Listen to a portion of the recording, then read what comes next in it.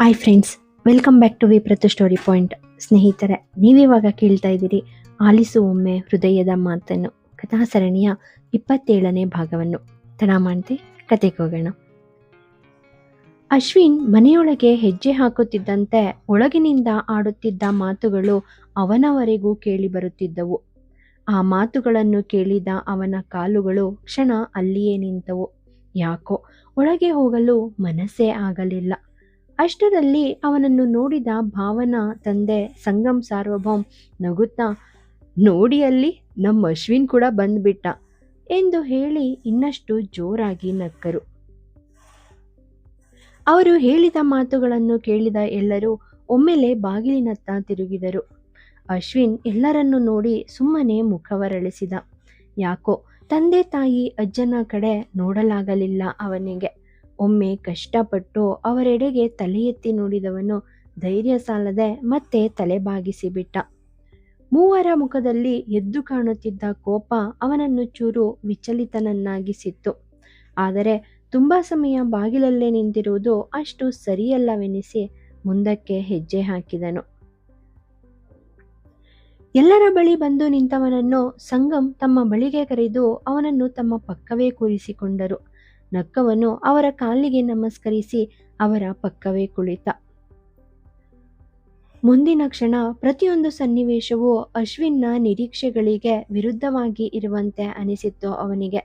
ಮನೆಯಲ್ಲಿದ್ದ ಎಲ್ಲರಿಗೂ ಅವನ ಅನುಪಸ್ಥಿತಿಯ ಕಾರಣ ತಿಳಿದಿತ್ತು.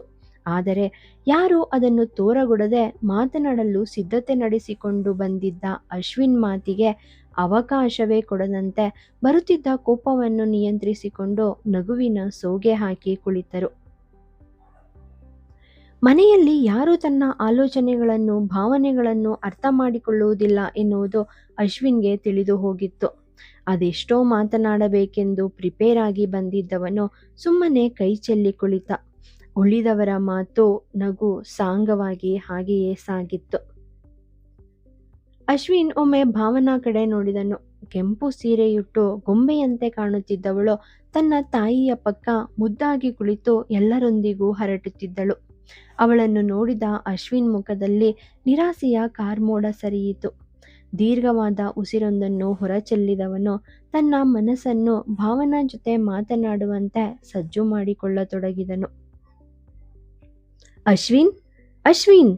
ಎಲ್ಲೋ ಕಳೆದು ಹೋದಂತಿದ್ದ ಅಶ್ವಿನ್ಗೆ ತನ್ನ ಹೆಸರನ್ನು 2-3 ಬಾರಿ ಕರೆದಾಗ ಬೆಚ್ಚಿದವನಂತೆ ಸಂಗಮ್ ಅವರೆಡೆಗೆ ತಿರುಗಿದನು. ಹೇಳಿ ಅಂಕಲ್, ನಮ್ರವಾಗಿ ಕೇಳಿದ.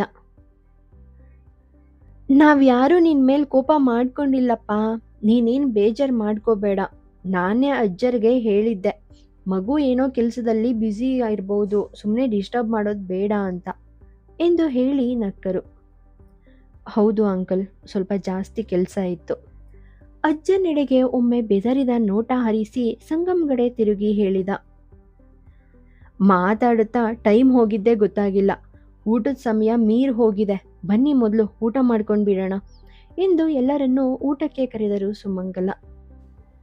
ಅಶ್ವಿನ್ ಏನೋ ಹೇಳೋ ಹೊರಟಿದ್ದಾನೆ, ಮೊದಲು ಅವನೇನ್ ಹೇಳ್ತಾನೆ ಕೇಳೋಣ ಇರಿ.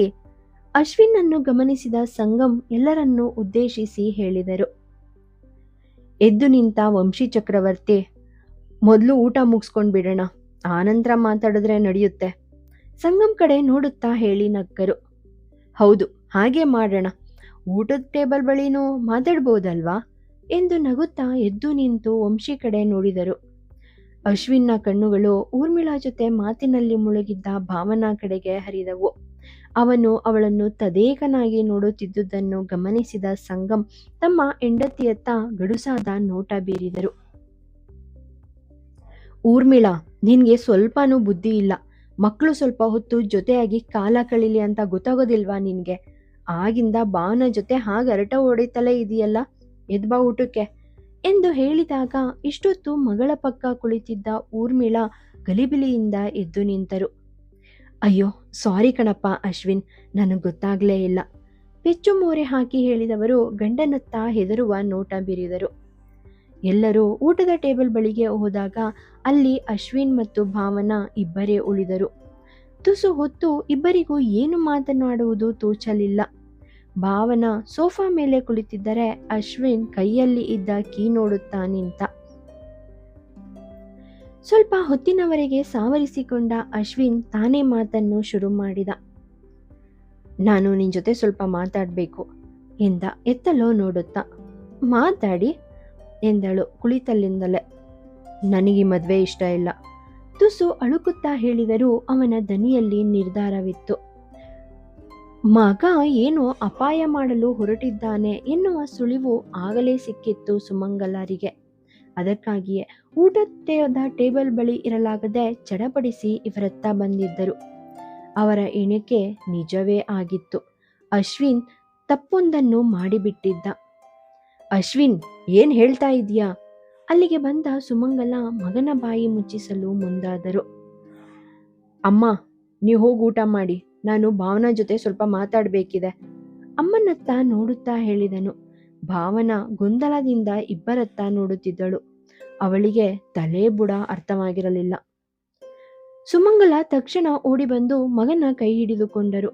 ಹುಬ್ಬುಗಂಟಿಕ್ಕಿ ಅಮ್ಮನತ್ತ ನೋಡಿದ ಅಶ್ವಿನ್. ಮದ್ವೆ ಇನ್ ಸ್ವಲ್ಪ ದಿನ ಮಾತ್ರನೇ ಇರೋದು, ಅಲ್ಲಿವರೆಗೂ ಈ ಮಾತುಕತೆ ಎಲ್ಲ ಬೇಡ. ಮದ್ವೆ ಆದ್ಮೇಲೆ ನಿಮ್ಗೆ ಎಷ್ಟು ಬೇಕೋ ಅಷ್ಟು ಮಾತಾಡ್ಕೊಳ್ಳಿ.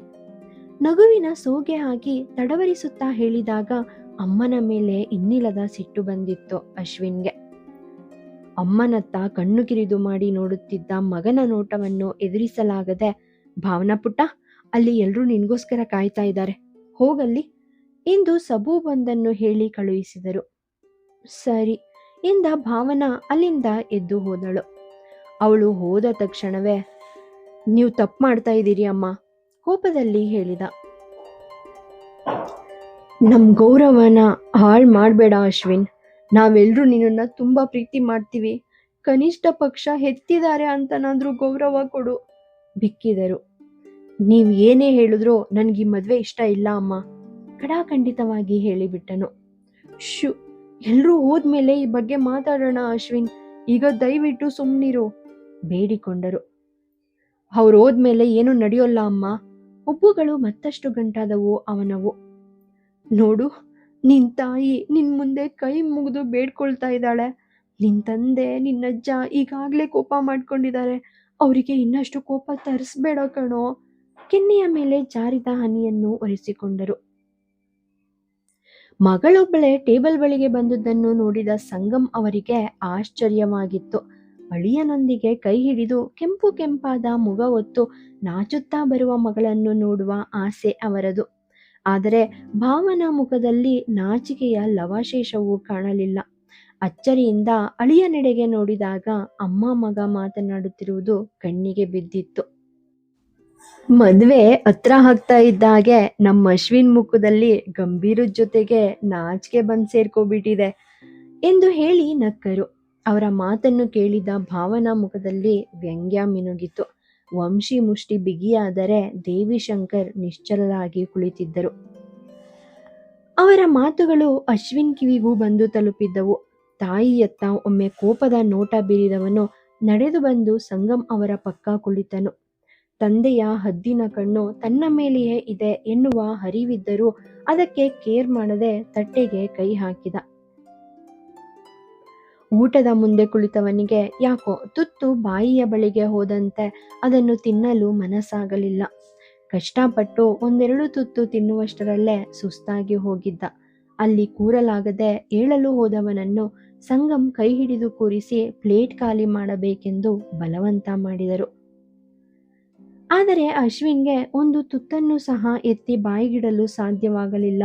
ಸುಮ್ಮನೆ ಕುಳಿತು ಬಿಟ್ಟವನ ಮುಖವನ್ನೇ ನೋಡಿದ ಸಂಗಮ್ ಅವನ ಮುಖದ ಮೇಲಿದ್ದ ತಿರಸ್ಕಾರದ ಬೇಸರದ ಎಳೆಯನ್ನು ತುಸು ಮಟ್ಟಿಗೆ ಗುರುತಿಸಿದ್ದರು.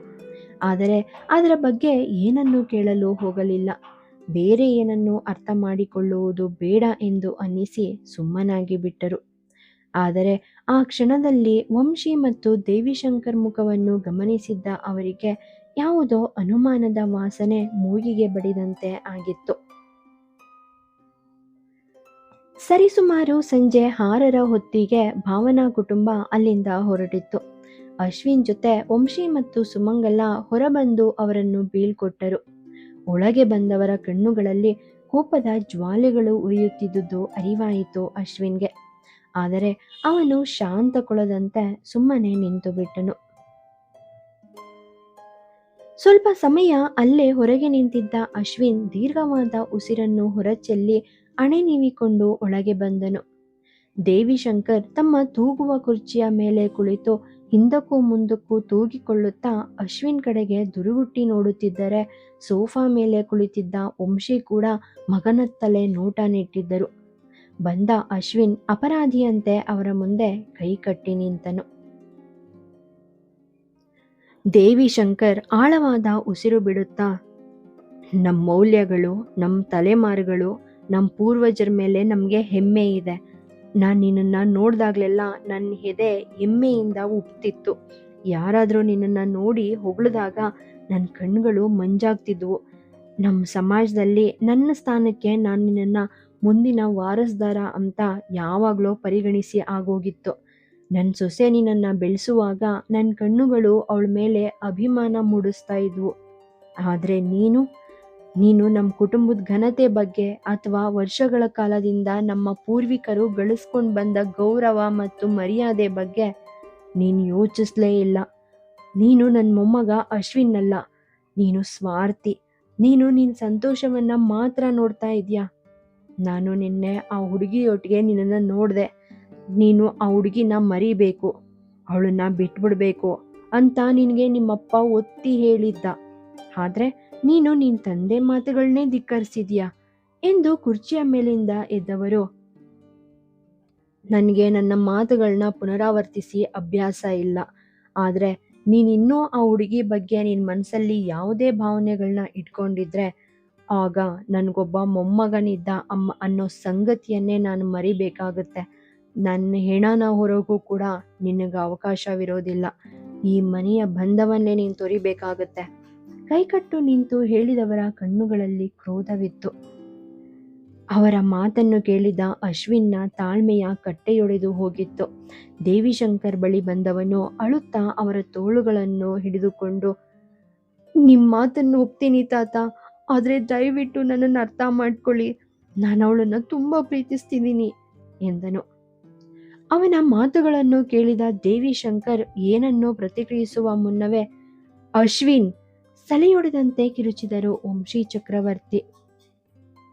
ಬಿರಬಿರನೆ ಎದ್ದು ಅವನ ಬಳಿಗೆ ಹೋಗಿ ನಿಷ್ಕರುಣೆಯಿಂದ ತಮ್ಮತ್ತ ಎಳೆದು ತಿರುಗಿಸಿಕೊಂಡವರು, ನಿನಗೆ ನಾವು ಬೇಕಾ ಅಥವಾ ಆ ಹುಡುಗಿನ? ನೀನೇ ನಿರ್ಧಾರ ಮಾಡ್ಕೊ ಎಂದರು. ಅಶ್ವಿನ್ನ ಕಣ್ಣುಗಳು ಕಣ್ಣೀರಿನ ಕೊಳವಾಗಿದ್ದವು. ಅವನ ಮನ ಹೇಳಿದರೂ ಅವನಿಗೆ ತನ್ನ ಹೆತ್ತವರು ಮತ್ತು ಹಿರಿಯರಿಗೆ ಅವಮಾನ ಮಾಡಲು ಇಷ್ಟವಿರಲಿಲ್ಲ. ಆದರೂ ಅವನು ಇಂದು ಎಲ್ಲರ ಮುಂದೆ ತನ್ನ ವಿಷಯವನ್ನು ಮಂಡಿಸುವ ಸಮಯ ದೊರಕಿತ್ತು. ಆದರೆ ಅವನಿಂದ ಸಾಧ್ಯವಾಗಲಿಲ್ಲ. ಕಣ್ಣೀರನ್ನು ಒರೆಸಿಕೊಂಡು ಮನಸ್ಸನ್ನು ಕಲ್ಲು ಮಾಡಿಕೊಂಡವನು, ಸರಿ, ನಾನು ಆ ಹುಡುಗಿನ ಮದುವೆ ಆಗೋದಿಲ್ಲ. ಆದರೆ ಈಗ ನಾನು ಬೇರೆ ಯಾರನ್ನೂ ಸಹ ಮದುವೆಯಾಗೋದಿಲ್ಲ. ನಿರ್ಧರಿತ ದನಿಯಲ್ಲಿ ಹೇಳಿದಾಗ ವಂಶಿ ಕಣ್ಣಲ್ಲಿ ಬೆಂಕಿಯ ಜ್ವಾಲೆಯೇ ಸ್ಫುಟಿಸಿತು. ಸುಮಂಗಲ ಅಳುತ್ತಾ ಮಗನ ಬಳಿಗೆ ಬಂದವರು, ಅದ್ಯಾವ ಜನ್ಮದ ಸೇಡನ್ನ ಹೀಗೆ ತೀರಿಸ್ಕೊಳ್ಳೋಕೆ ಹೊರಟಿದೆಯೋ ನೀನು? ನಾನು ನಿನಗೆ ಜನ್ಮ ನೀಡಿ ತಪ್ಪು ಮಾಡಿಬಿಟ್ಟೆ. ನನಗೆ ನೀನೊಬ್ಬನೇ ಸಾಕು ಅಂತ ತೃಪ್ತ ಬದುಕು ಸಾಗಿಸ್ತಿದ್ದೆ.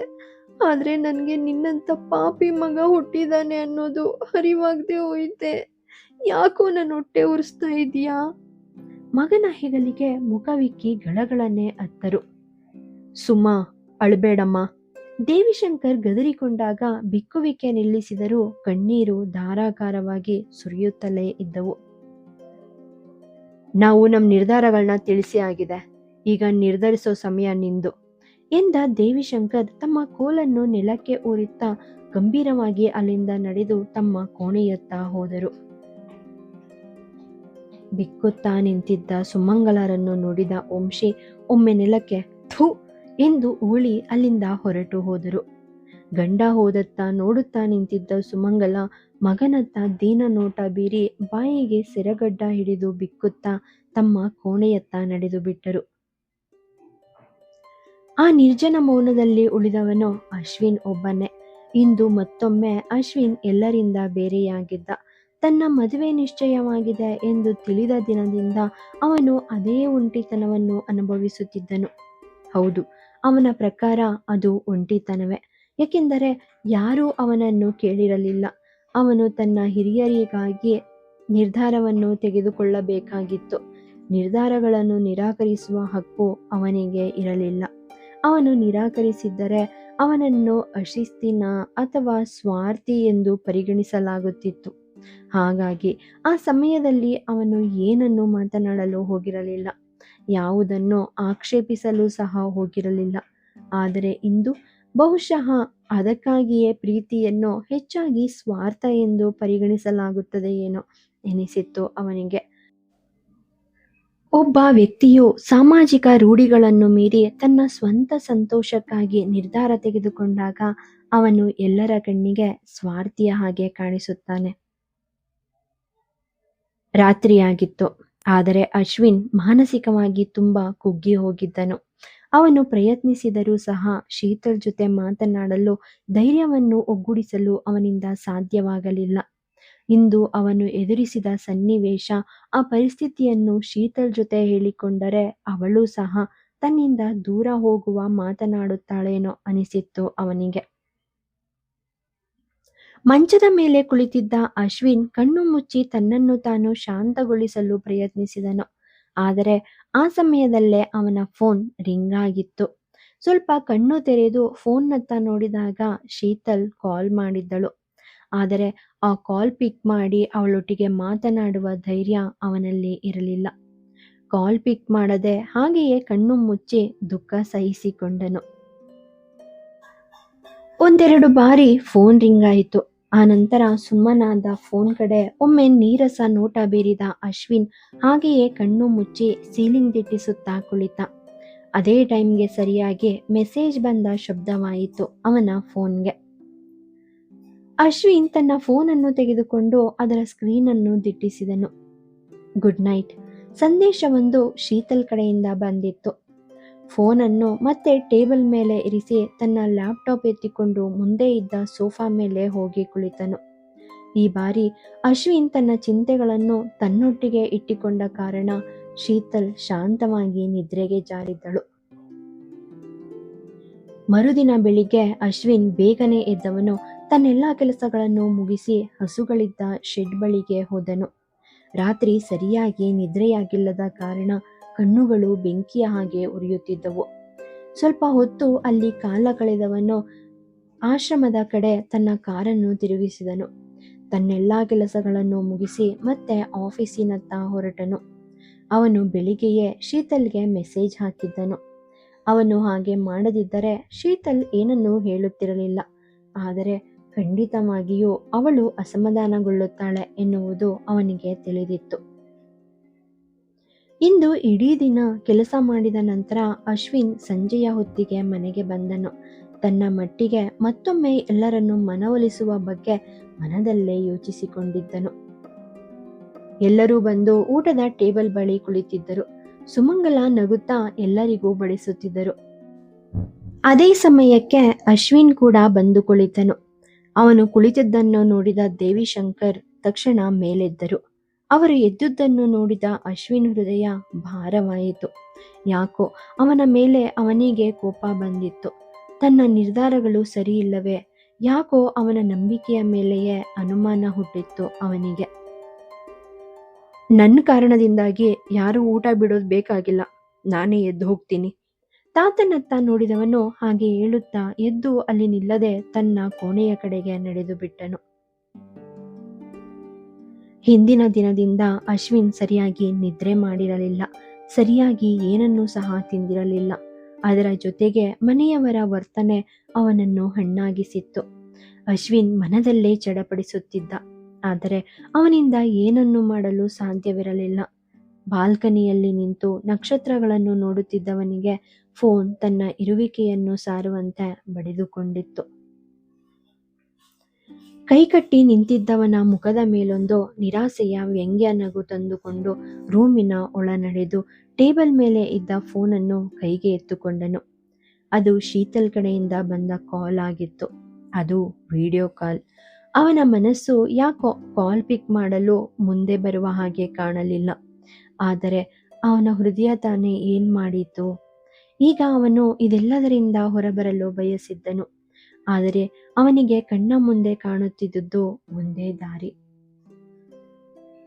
ಇದೇ ಯೋಚನೆಯಲ್ಲಿ ಮುಳುಗಿದ್ದವನಿಗೆ ಫೋನ್ ಕರೆ ಮತ್ತೊಮ್ಮೆ ಎಚ್ಚರಿಸಿತ್ತು. ಅವನಿಗೆ ಈಗ ಪಿಕ್ ಮಾಡದೆ ಬೇರೆ ದಾರಿ ಇರಲಿಲ್ಲ. ಪಿಕ್ ಮಾಡಿದವನು ನಗುವಿನ ಸೋಗೆ ಹಾಕಿದನು. ಶೀತಲ್ ಅದೇ ಉತ್ಸಾಹದಿಂದ ಬ್ಯುಸಿ ಇದ್ರಾ?